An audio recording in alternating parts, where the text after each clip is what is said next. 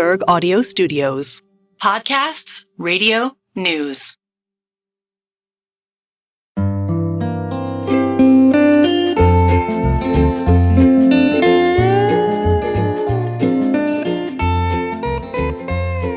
Hello and welcome to another episode of the Odd Lots podcast. I'm Tracy Alloway. And I'm Joe Weisenthal. Joe, you did international relations at university, didn't you? Yeah, I did. I don't remember any of it. Actually, technically, at University of Texas, the major was called government, which was sort of poli-sci, international relations. I don't remember any of it. I had a good time, but yeah. Anyway, yes. It is all a blur for me as well. Also, However, just to be clear, it's not because I was like partying like crazy. I didn't have much fun in college. You know, it's just one of those sort of liberal arts degrees that you remember a few ideas from and then you move on. Okay, well, I don't want to make it seem like I was like, oh, it's all a blur to me because it's such a good... No, it's just I wasn't a great student. Okay, well, to be fair, I feel like one of the things about international relations is that I don't know about you, but I feel like I didn't learn very much. I basically learned how to write essays and arguments, and I don't feel like I actually internalized a lot of what's going on in the world. That said, I remember in my first year, there was one book that was on our reading list, and it kind of blew my mind at the time. I was like, whoa. So it was Globalization and Its Discontents by Joseph Stiglitz. Do you remember that one? I did not read it at the time. I probably should have. I think that came out in early 2000, 2002, it looks like, according to Wikipedia. And it feels very ahead of its time because now this is just such a pervasive theme. It does. And the thing that kind of blew my mind about it was, you know, I had done a little bit of international relations at my high school in Tokyo. They have a course, but most of it felt very history. It was like, you know, World War I happened and then World War II happened and then all these international institutions got set up and here are all their various names and acronyms. But Globalization and Its Discontents was the first time I had read an actual like critical study of some of these institutions. And I thought it was so good. I was like, oh, hey, like these weren't inevitable by any means. And we can have a discussion over what it is they do and how they should function. Yeah. The lack of inevitability when it comes to policy choices is, I think, really important. People make decisions and things don't necessarily unfold on some path that must have always been the case. Very easy to forget that. And also, you know, all of this stuff is very new, and it hasn't. None of these things are ancient by any stretch. You could argue nothing has really proven the test of time as of yet. And so the possibility that things could disintegrate, that globalization could go in reverse, that institutions lose credibility, feels like these are all open questions to me. Absolutely. So I am very happy to say that today we do, in fact, have the perfect guest on Odd Lots. We are going to be speaking with Professor Joseph Stiglitz. He is, of course, a Nobel Prize-winning economist, the author of Globalization and Its Discontents, and he has a new book out now as well. It is called The Road to Freedom, Economics, and the Good Society. So, Professor Stiglitz, thank you so much for coming on Odd Lots. Yeah, glad to be here. So I have to say, your book actually featured in one of my most annoying and overconfident international relations essays of all time, where I wrote that Stiglitz made a fair criticism of international institutions, but he should have gone even further. Maybe in the outro, I'll spare you this, Professor, but maybe in the outro, I'll read some of it to the other Joe here, to my co-host. Looking forward to that. Yeah. But one of the reasons we wanted to have you on the show was not necessarily because of the new book, although it looks really interesting, but you also just published a working paper over at the Federal Reserve, and it's called Are Supply Networks Efficiently Resilient? How did that get on your radar? I went through the pandemic and the post-pandemic inflation and a lot of the problems in the pandemic and after the pandemic were about supply chains. Car companies couldn't get chips. A lot of people couldn't get one thing or another. There was a shortage of feminine products, diapers, all kinds of things, baby formula. And in many of the cases, people said, well, I couldn't produce it because somebody else couldn't supply me with what I needed. And they said, well, I couldn't do it because what I was supposed to get was from somebody else. And that brought me back to work I had done earlier on the question of how interdependent we are in our economy. And we saw it in the financial system. I did a lot of work on financial interdependence. Do you remember when Lehman Brothers went down? Of course. I've heard of it. Looked like that looked like the whole banking system was going to go down. We were all very interdependent. And the question then was this a one-off, or was there something systemically wrong with the way our economy was organized that led firms to make decisions that led the economy to be insufficiently resilient? And going back to the book, Globalization, Its Discontents, one of my discontents with that book was I didn't give my views about what could be done. And I wrote a sequel called Making Globalization Work. And in that sequel, I discussed some aspects of this issue. I pointed out that Germany had become excessively dependent on Russian gas. And, it may be that President Bush looked in the eyes of Putin and said, he's somebody I can trust. A lot of other people looked at his eyes and came to other conclusions. And whether you did or not trust Putin, it was a risk. And putting all your eggs in that basket was just a mistake.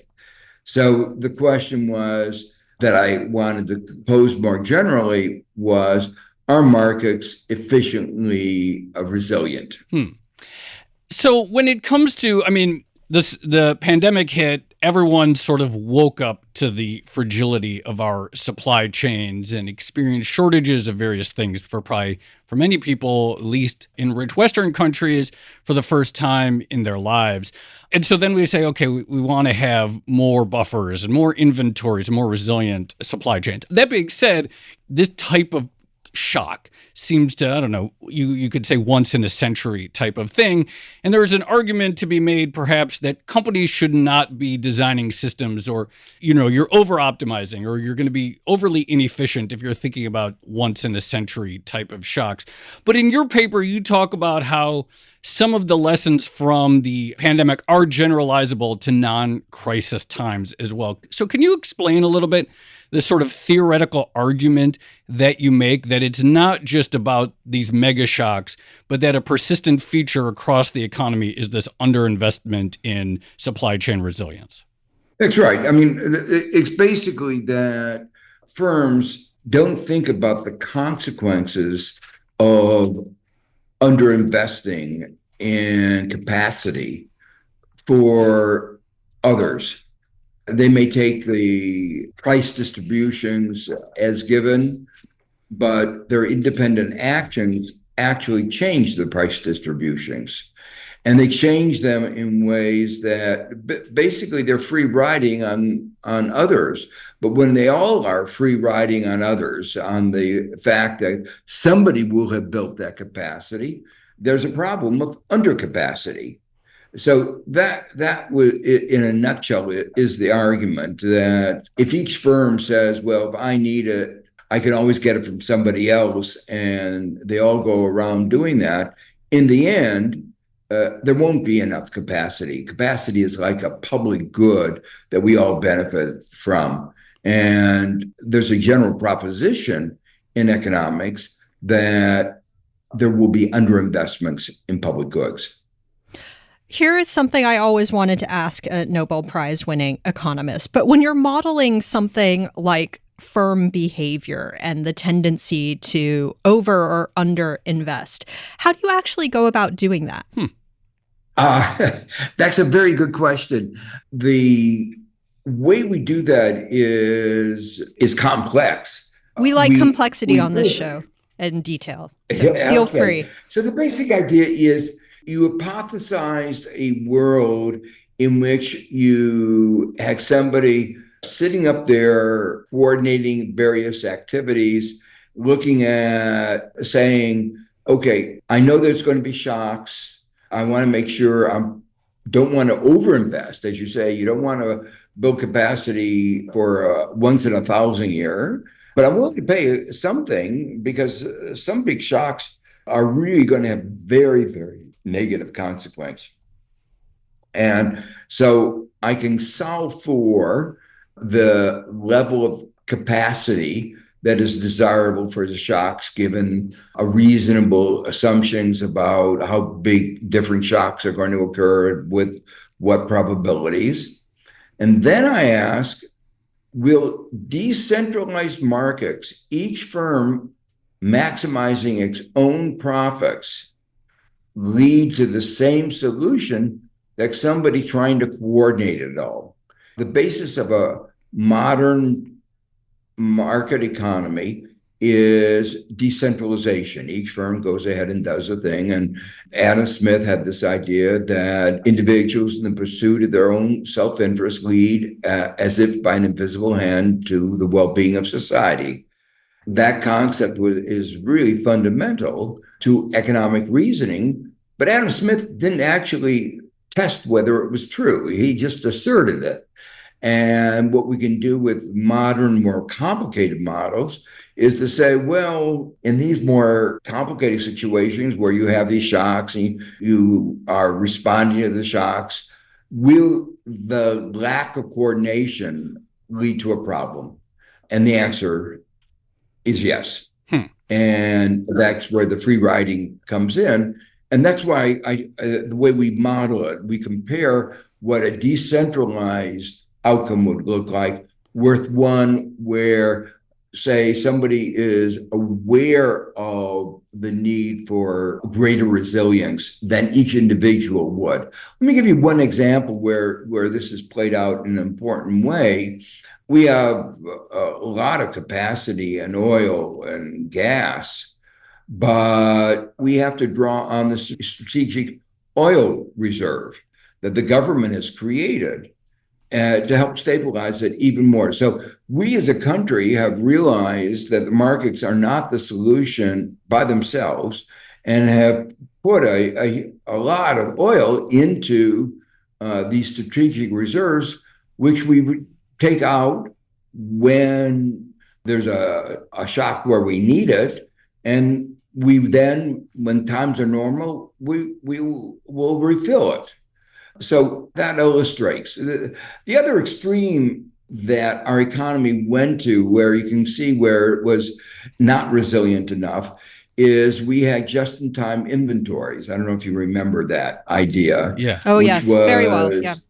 And it was the idea that it was more efficient to wait till you needed a part or you needed, then you call it up and it's like, send it over.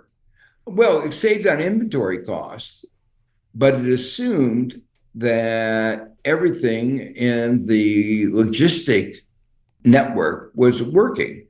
Ports were working, ships were working. And of course, we've had a number of events that show, well, that's not true. We've had wars like in the Middle East, and we've had the pandemic where there were logistical nightmares. And just-in-time, those companies that relied on just-in-time inventories were in big trouble, and showing that and with big consequences for our economy wasn't resilient, and we experienced inflation as a consequence of that. That was a social cost that individual firms didn't take into account when they were making those calculations. But on just in time, you can argue that the economy or society as a whole suffered because of those decisions, the tendency to be as efficient as possible. But a lot of the individual companies were rewarded by shareholders or profits for being as efficient and just in time as they could possibly be. And I guess there's that tension between individual rewards for being extremely streamlined versus negative externalities for the whole of the economy and society. How do you square those two things? You talk about it in the paper. You're precisely on point there, that this is the tension that what is rational for the individual maximizing or the firm maximizing its profits is not efficient for society. There's another aspect of that I should emphasize, that markets are often excessively short term. So when you say they're maximizing their profits, They're not really maximizing long-term profits. A lot of that just in time was maximizing short-term profits. And then when you can't produce, you lose a lot of profits. And they didn't take that fully into account. Part of the reason for this is we don't really have good prices for risk. There's a lot of discussion today about one of the reasons why we have too much pollution, too much carbon climate change is that we don't charge for carbon emissions or other forms of pollution. So there isn't a price associated with certain negative externalities. The pollution is one, and there's not a price associated with or a reward with risk.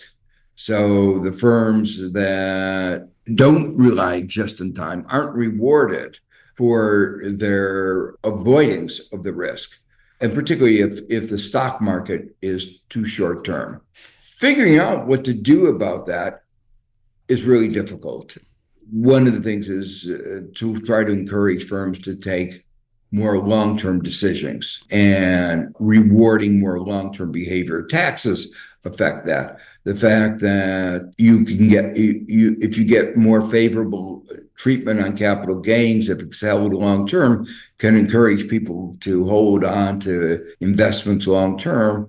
And that will encourage more long-term thinking as opposed to the short-term thinking that's being so dominant in so much of the market economy.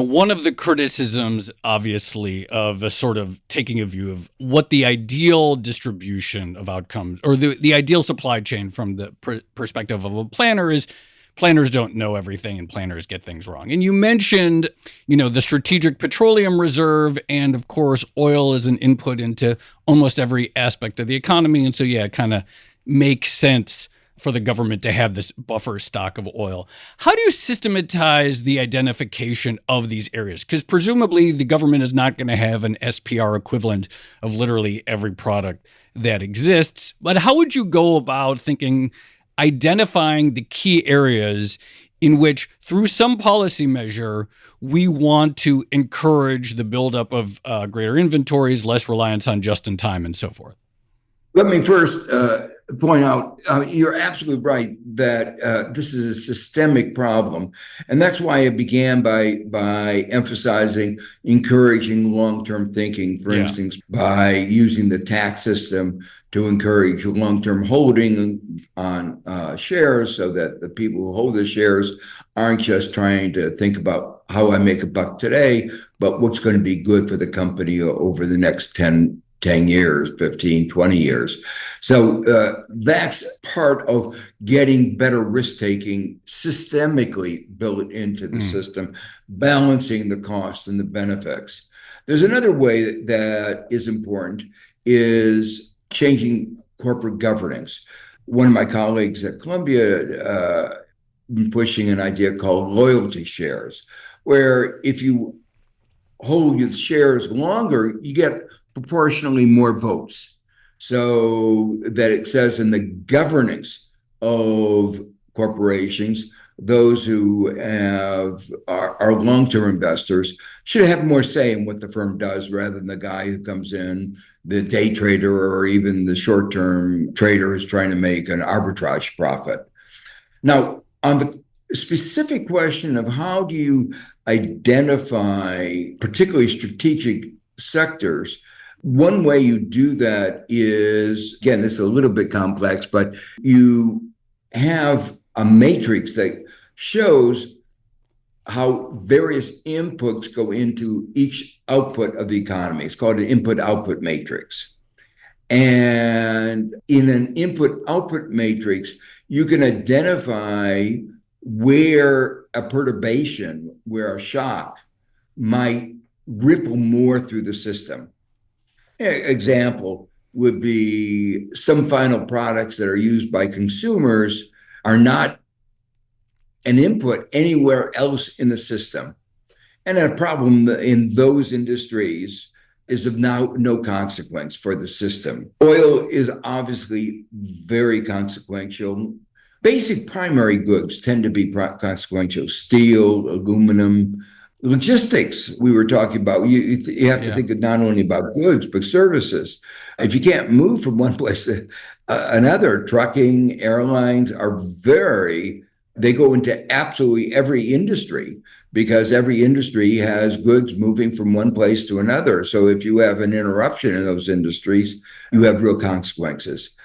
Now, there are further questions you then need to ask. Some of these you don't have to worry about. They're pretty steady, but some of them are more vulnerable.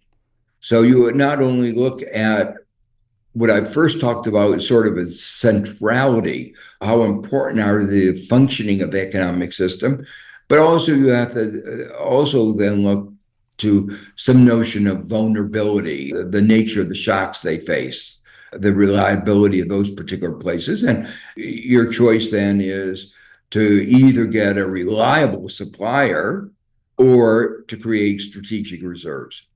One of the reasons we wanted to talk to you about this is because a lot of your work focuses on the social benefits of different economic systems and analyzing the relationship between the two. But how do you build political consensus for something like this? You know, you're talking about maybe additional subsidies for incorporating additional capacity or some sort of tax benefit, things like that. How do you get people on board for these types of ideas? Well, part of the answer to that is specific events have a way of bringing certain things home. You know, when I began my research in certain areas, it's often motivated by a particular event that happened in some place in the world. But for instance, I saw a lot of supply chain problems when I was chief economist of the World Bank working on the East Asia crisis. And we think of it often as a financial crisis, but it was also an early version of a supply chain crisis. And that's what really started me thinking about that. It's almost 30 years now, thinking about how to model that, how to ascertain, how do you think about those kinds of interdependencies? And I looked also at the financial interdependencies, and I wrote a lot about those financial interdependencies, the fragilities, the dangers. Very little on the financial side, people didn't pay much attention to it until 2008, and Lehman Brothers went down. And an event like that brings it to the public attention. And now Congress passed a law trying to create agencies that look at systemic financial interdependence. Well, the pandemic has had the same thing on the real side, on supply chain resilience, on economic resilience more generally. So the answer to your question is, as long as it's remote, as long as it's happening somewhere else a long way away, it's very hard to get attention. But the work that we do means that we're better prepared when those events happen, like the pandemic and like the inflation that followed the pandemic and the war, the Ukrainian war. Politicians wake up and say, you know, we got to do something about this.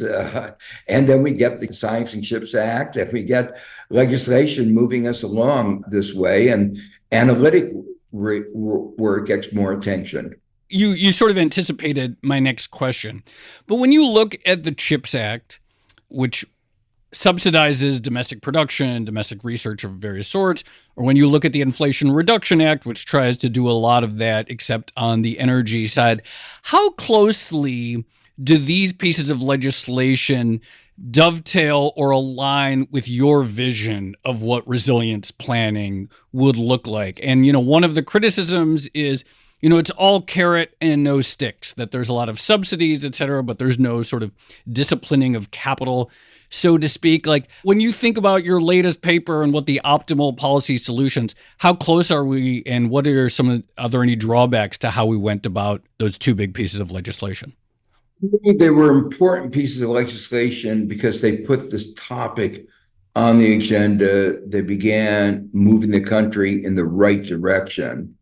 There's an old joke about you don't want to see how sausage is made and what goes into it. What we get out of our political machine sometimes is not ideal. It's not what I would have written. But if you ask me, is it better than nothing? I say it's way better than nothing.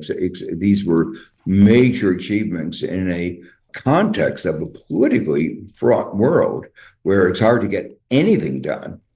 So let me begin by saying that they were really important pieces of legislation. They moved us a lot in the right direction of greater resilience. It would be tragic if we hadn't done that. No, I don't think they are the ideal mix of carrot and stick. I talked before about more fundamental changes in our structure of our economy to encourage more long-term thinking, like changes in corporate governance and changes in our tax legislation. I think that, those are more fundamental things that we need to do. But I would have put more weight on science. It disturbs me that we are subsidizing a company like Intel after it paid out tens of billions to its shareholders. It could have taken that money and invested it. It didn't need public money if it hadn't sent all that money back to their shareholders.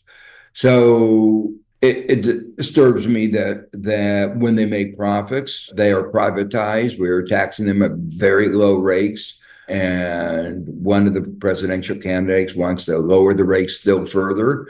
All those things disturb me. But do I want the country to be exposed to a shortage of chips in the future if events unfold in a way that we can all imagine but hope won't happen? I think it would be criminal not to put the country in a position where it's better prepared to handle that kind of a crisis. Just on this note, there's another tension that seems to arise from, I guess, more active industrial policy of recent years and also the green transition. I guess there's an issue where maybe one country is trying to do the right thing for its economy and its population by, for example, encouraging more electric vehicles. But then that ends up having negative consequences for other countries. For instance, the people in Chile who maybe have to mine the copper that goes into the batteries for EVs. How do you solve that particular tension? That's again a very interesting tension to me. And let me relate this to the previous question. When we think about the environment and the green transition, there, I think we should be using more of the stick with the carrot. That is to say, we should have a carbon price. When you pollute, you impose costs on others. It's just like any other cost you impose on others. You should pay the price. And that's why I'm a strong advocate of a carbon price. It's not the only instrument. I think we need regulations. I think we need public investment, but a carbon price is important.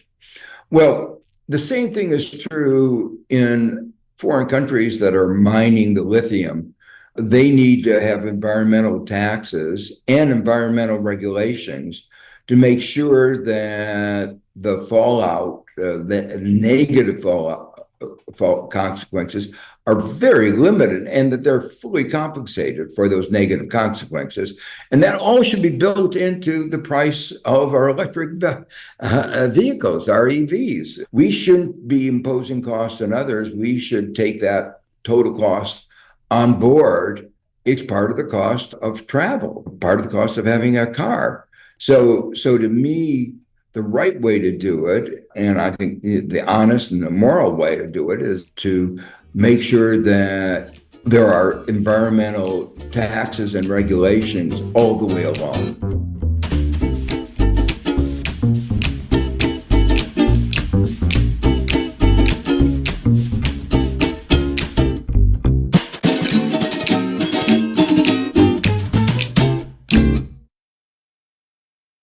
I haven't read your, well, I didn't read the first one either. I apologize, but I will. But I haven't read the second one, Making Globalization Work. So I don't know the full contours of the argument. But, one of the sort of concerns among some of the U.S. reindustrialization initiatives right now is that they have this deglobalizing effect. Part of it is, of course, by design. The U.S. wants to be less dependent, perhaps, on Taiwan or China for certain things in high tech.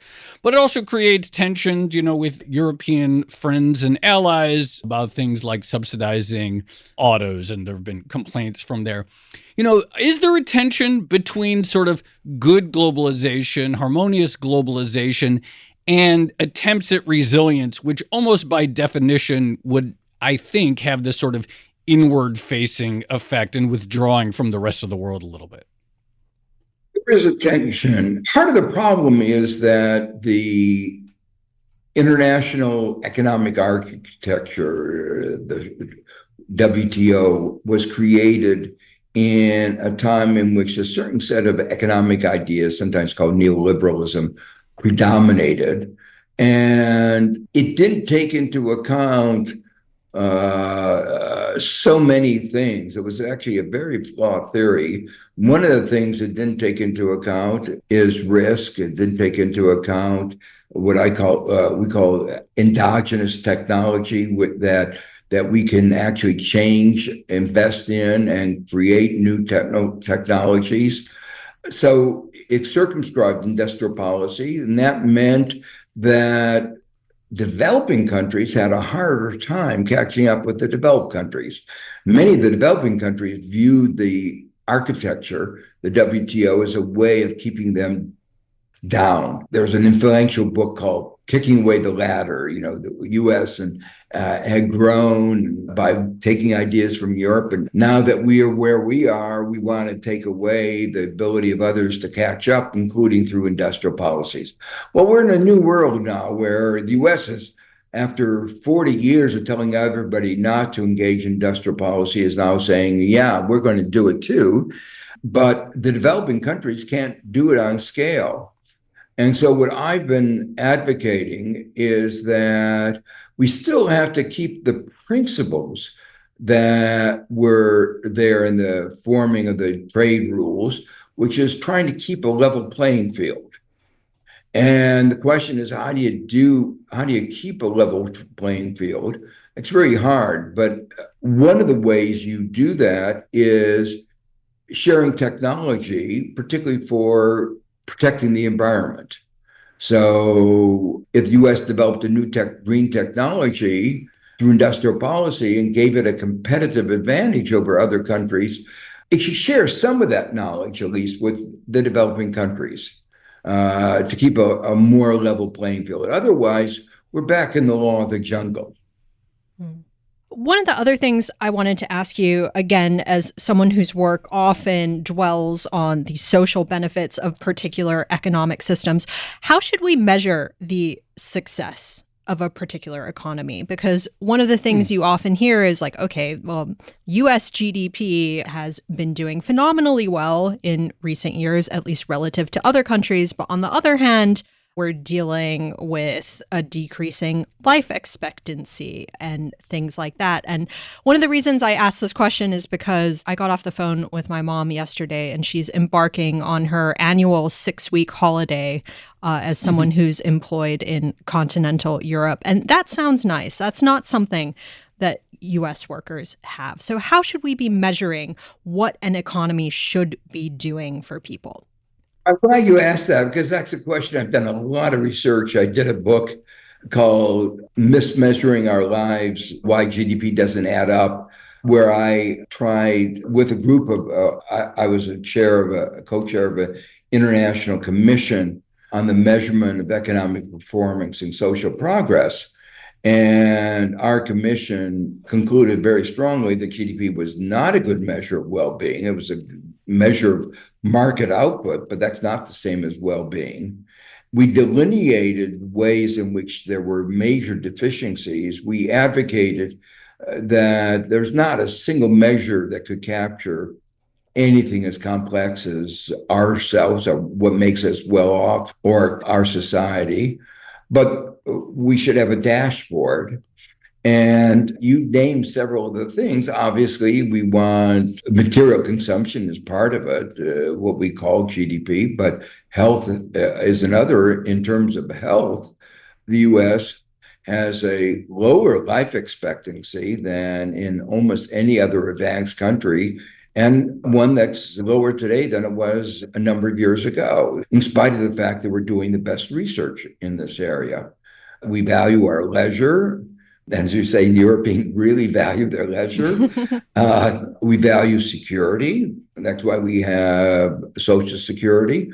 One of the things that we clearly have gotten wrong in many cases is we say, oh, it'd be more efficient for the economy, get our GDP, if we cut back on Social Security.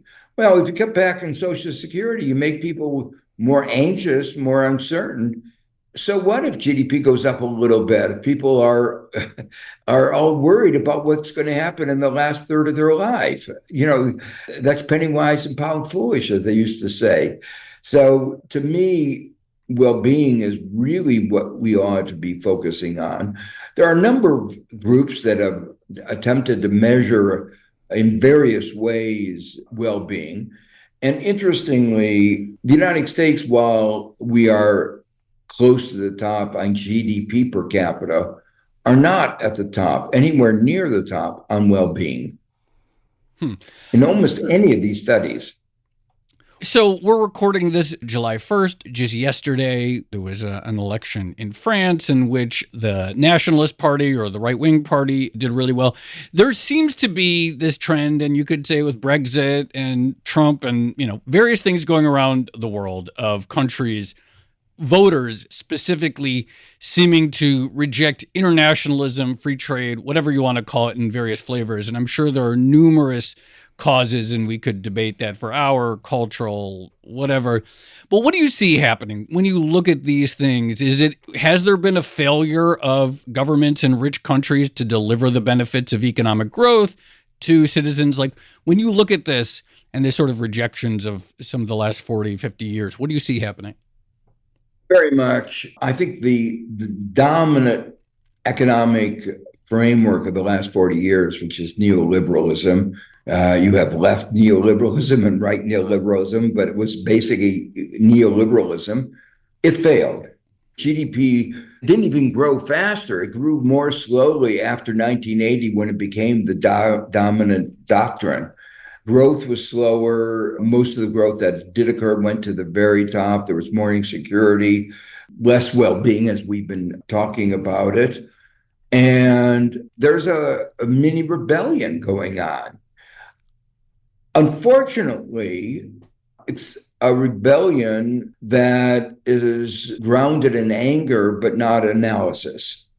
So the easy answer to why things haven't gone well is others. Americans might complain about unfair trade agreements. We hadn't signed those unfair trade agreements. If we weren't paying more than our fair share, if we didn't have those immigrants. And it plays out in different ways in different countries, but it's basically the same.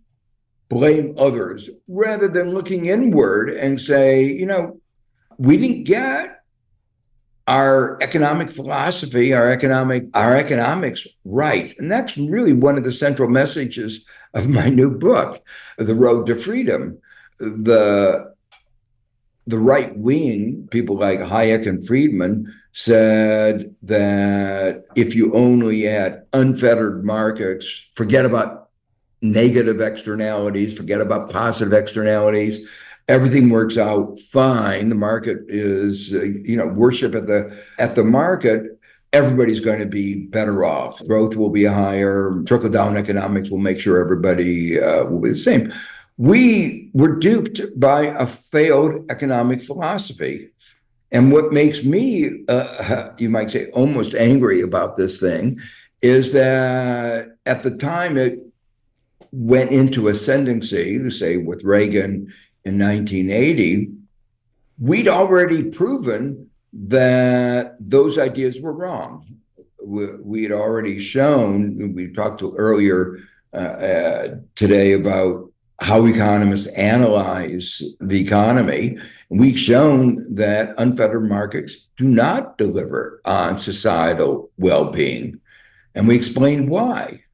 And they ignored all of that. Now we have 40 years of evidence of seeing why that's true. And what I try to write about in this book, The Road to Freedom, they thought this free enterprise would lead to not only more efficient markets, but also to political freedom. But the growth of authoritarianism is seen most in places where there's not too much government, but too little government, and where government hasn't done enough. So my claim is it was this neoliberalism wasn't really freeing, as it claimed, was bringing us exactly in the wrong direction. It strikes me, though, that we're kind of living in a time where analysis doesn't matter that much. And it seems like rhetoric has a much bigger impact, at least when it comes to some of the economic themes of recent years. So it feels very sort of nihilistic to ask this question. But for instance, when you write a letter with a bunch of other Nobel Prize-winning economists criticizing Trump's proposed economic agenda, does it matter at all? Like, do we think that the people who will vote for Trump are going to listen to Nobel Prize-winning economists? And does the, accuracy or the strength of your argument here actually matter? With some people, and I hope with increasingly more people, but certainly with some people, the debate in that particular context that has arisen is who's going to be better for the economy, who was better for the economy. And some of this is just facts, looking at what happened to wages. But what really people care about is what's going to happen in the next 4 years. And you take the kind of model of the economy and broad consensus among our Nobel Prize community that Trump he doesn't have a model. I mean, that's not what he does. Yeah. But it's a zero-sum view of the world that if somebody else gains, I lose. Very different from the way economists analyze the complexity of our economy. And we look at what he proposes and say it's really not good for the economy in any dimension. And so the answer is, I hope it affects some people. Some of the undecided voters will say, there's something to what these Nobel Prize winners have said that should make them worry about another Trump presidency. I just have one last quick question, but I want to follow up on something you said earlier. I had never heard that there was a supply chain element to the Asian financial crisis, and I thought that was interesting. And since you're here, what was that element? What was that aspect? The element there was that many firms went bankrupt because they could not get credit. And the financial system collapsed. Firms couldn't get credit. They collapsed. And then the firms that they were either suppliers for or buyers of collapsed. And so you had a real side bankruptcy cascade that corresponded to the financial crisis that got all the attention. And so it was, as I say, interesting. About at one point, almost half the firms in a couple of the countries were in the state of bankruptcy. They couldn't pay what they owed. The whole economy froze. So that was an extreme version of a supply chain meltdown. I have one more question, and it's actually following up on a previous interview that you did with Tyler Cowen that came out recently. But he asked you about the YIMBY movement. So this idea of making it easier for people to build in certain areas, maybe deregulating some zoning, stuff like that. Somewhat surprisingly to a lot of people, I think you came out and said that you weren't a fan of YIMBYism. And I think some people were confused because your new book is very much about the idea that one person's freedom can create negative outcomes or externalities for other people's freedoms. So, the obvious example of that is maybe something like guns in America, where one person's freedom to run around with an assault rifle creates dangers for the people around them. But going back to the building aspect, is it possible that one person's freedom to live in a low density area impinges on other people's freedom to have access to affordable housing? How do you square those two things? Very much. I mean, zoning is all about trading off freedoms. Absolutely. So I'm a very big committed to zoning. And maybe I may have misunderstood the question, but the point that I would make is that one has to very carefully balance the consequences to each of the groups that are going to be affected. And that's something that has to be done at a local level. I can't tell you, in general, I think there are environmental benefits of higher and social benefits of higher density. Other people prefer lower density, but those density decisions interact. Low density means people have to transport more. So finally, I think it's important as part of our whole community structure that we have green spaces, and how you mix those various needs, green spaces, low density, high density, is something that one has to be very conscious of how one person's freedom affects the other person's unfreedom as well. So you're absolutely right. That is the framework that I want this to be talked in about. So I didn't think there was any simple answer, any panacea in answering it. It really depends on this particular community. And then one more very broad question as we come to the close of this discussion. But over time, is there anything that has really surprised you about the behavior of corporations or the people operating them? Like some big realization that you have now versus, say, when you first embarked on studying economics many decades ago? Well, I think what surprised me for a while was that so many American CEOs seemed to embrace for a while stakeholder capitalism, that it wasn't just maximizing shareholder value, but also caring about the workers, their customers, the community, the environment. That was an idea very strong in Europe. But a couple of years ago, the Business Roundtable, basically, most of them endorsed this kind of idea. I've been a little disappointed that there's, in spite of very publicly endorsing it, some of the business leaders have now, when they get a little criticism from some Southern governors about being too woke, they've backed off of that commitment to, I think, a broader sense of well-being.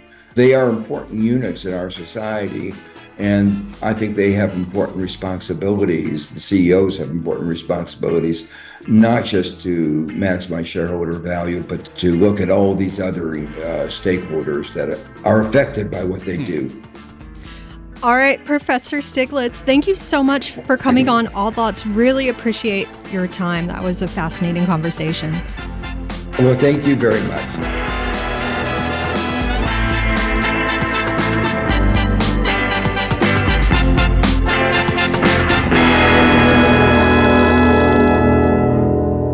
Joe, there was so much to pick out of that conversation. So first of all, I know I asked the other Joe, I asked him about, like, how do you build political consensus for these types of things? And At first, I wasn't really satisfied with the response of like, well, things happen, because ideally you would start doing this before things happen. But on the other hand, now that I'm thinking about it more, it is true that there are things that are taking place now or being talked about that would have been considered absolutely radical just a few years ago before the pandemic. So things like more strategic reserves of certain items, or things like price caps on gas in Europe. Like that was a totally radical idea before Russia's invasion of Ukraine. Yeah, and look, like Dodd-Frank did happen.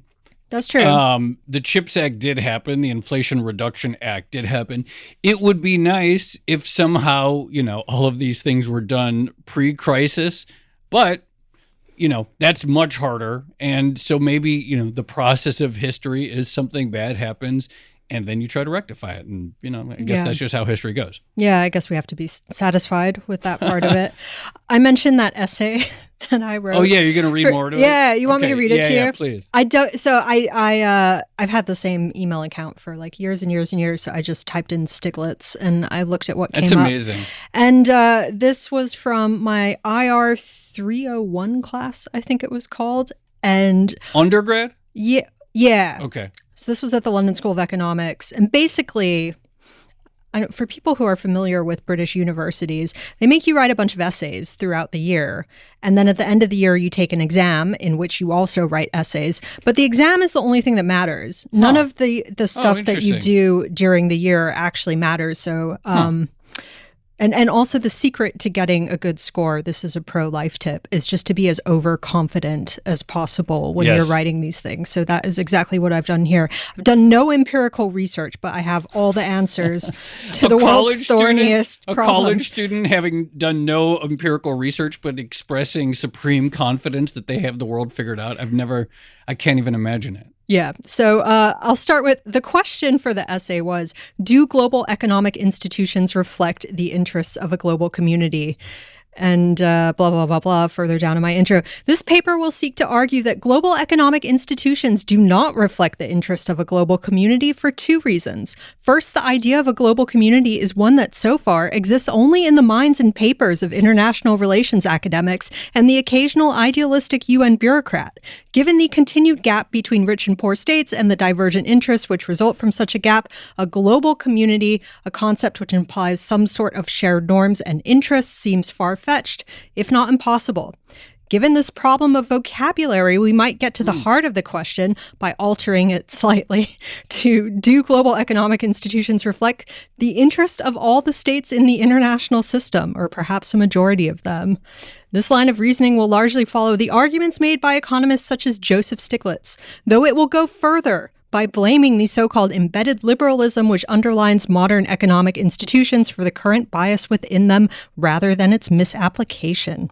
So there we go. I knew Tracy, more than Stiglitz. Why don't you just publish that on the Odd Lots blog? It's like, no one reading that would think that's weird. Like, this is very insightful.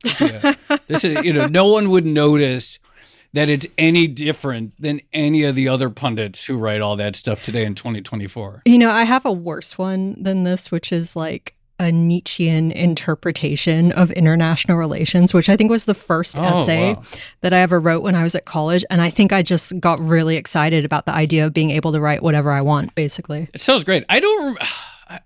In retrospect, I wish I had taken... I did well in college. I did fine. I got pretty good grades. But I don't really... What I don't remember having done is actually thinking I want to gain a real deep understanding and come out of school with some knowledge of how the world works. I remember wanting to get good grades, but man, I kind of wish I had written some essays like that. Or maybe I did, but I just don't remember any of them. I'm sure I wrote essays. I just have no memory of any of them. You didn't keep anything? They were probably on some Yahoo email address that I've lost access to by the moment I switched to Gmail. I mean, I will say, so we did international political economy as part of international relations, and I learned a lot from that. But I do regret, in hindsight, again going back to the idea of hindsight, being perfect. I wish I'd done more economics, but oh well. It was a pleasure, I must say, to speak to Professor Stiglitz after all these years and basically get to go back and ask all the questions that I probably would have asked him as a student. Totally. Also, I want to read a bunch of those books now. Like maybe at some point I'll just do the full. Well, he's probably written dozens of books, so I doubt I'll read all of them. But some of the ones like that he described, I really want to read that one about the failure of GDP or GDPism, and like because we know this is sort of an issue that there isn't really one good way to measure the economy, et cetera. And I understand it in the vague sense, but I'd like to read a little bit more of that. Obviously, I should. Globalization and the Discontents sounds like a very timely book for 2024. No, you know what? I will summarize that one for you. Okay. The milk subsidy chapter still lives rent-free in my head. I'll summarize that for you. Okay. You read the follow-up on how to fix globalization, and then you summarize that one for me. That sounds good. Okay. It's Division of labor. All right. Shall we leave it there? Let's leave it there. This has been another episode of the Odd Lots podcast. I'm Tracy Alloway. You can follow me at Tracy Alloway. And I'm Joe Weisenthal. You can follow me at The Stalwart. Follow Professor Stiglitz. He's at Joseph E. Stiglitz. And check out his new book, The Road to Freedom, Economics and the Good Society. Follow our producers, Carmen Rodriguez at Carmen Armin, Dashiell Bennett at Dashbot, and Kel Brooks at Kel Brooks. Thank you to our producer, Moses Andam. For more Odd Lots content, go to Bloomberg.com/oddlots, where we have transcripts, a blog, and a newsletter. And you can chat about all of these topics 24/7 in the Discord, discord.gg/oddlots. And if you enjoy Odd Lots, if you like it when we read our old essays from college on the show, then please leave us a positive review on your favorite podcast platform. And remember, you can listen to all the Odd Lots episodes absolutely ad-free. All you need to do is connect your Bloomberg subscription with Apple Podcasts. In order to do that, just find the Bloomberg channel on Apple Podcasts and follow the instructions there. Thanks for listening.